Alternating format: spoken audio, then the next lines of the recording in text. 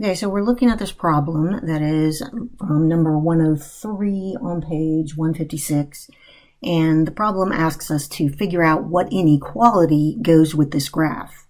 And this is a problem you haven't seen before, and it's one that you're supposed to figure out. And you're supposed to think of a good way to approach this, even though no one has ever told you how to do it. And that's an important part of this course, is to learn to figure out problems in an intelligent way, even if no one has ever done it for you before.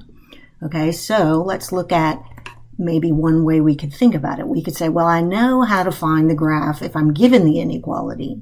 So maybe if I examine that process, I can figure out how to do it in reverse. Get the graph first and then figure out the inequality. Okay, so let's think about what happens when we do this kind of problem. We're saying the absolute value of x minus 4 is less than 2. Okay, what does that mean? That means that x minus 4, that difference cannot get any further away from 0 than 2 spaces on either side.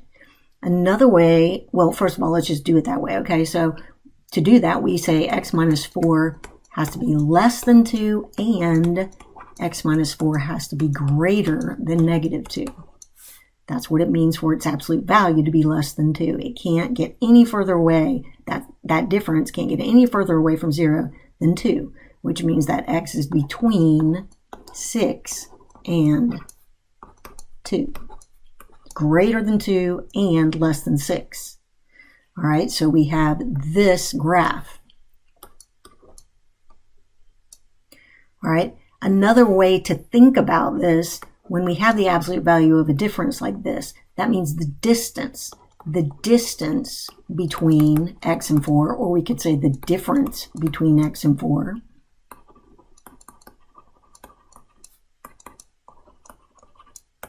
has to be less than 2.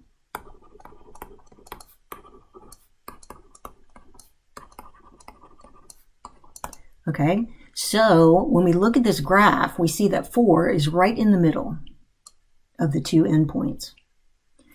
And so you can see that all the numbers in this group, if I shade this in, this is the solution set we found, all the numbers in there don't get any further away from 4 than 2 spaces. Okay, so that's what you can see from this inequality. If you think about it, the distance between x and 4 has to be less than 2. So you're putting 4 in the middle, and you can't get 2 spaces away. You can only get almost 2 spaces away. You don't want to include the 2 and the 6. Okay, so now that you've thought it through about what does this mean and how does the graph relate to the inequality, then you can go back and look at the graph and think about it. What do you need to do to figure out how to write this inequality? Well, you've got to write one inequality that works for the whole thing. So remember where the 4 was in our previous problem. Where's the 4? It's right in the middle. Okay, so you've got this x minus 4, the difference between x and 4. So on this graph, what number's right in the middle? Think about that. Then think about how far away is negative 3 and is negative 7 from that number that's right in the middle. And then you can try to write that absolute value inequality. Now remember that for a greater than inequality, you're going to have a union, which means you're going to have 2 different sets shooting off in 2 different directions. And it's a very similar process to figure out the inequality for that. So do what I just did, go back and do a greater than one and think about what's happening there. It's very similar to what's happening here. So hopefully that'll help you figure that problem out. I don't want to do a problem for you because I want you to try to figure it out and try to think it through, because that's the purpose of this problem. That's why we didn't go over one. So when you see problems in the problem set that is not a problem we went over, that means you're supposed to try to figure it out from what we learned. Figure it out for yourself. So see if that helps.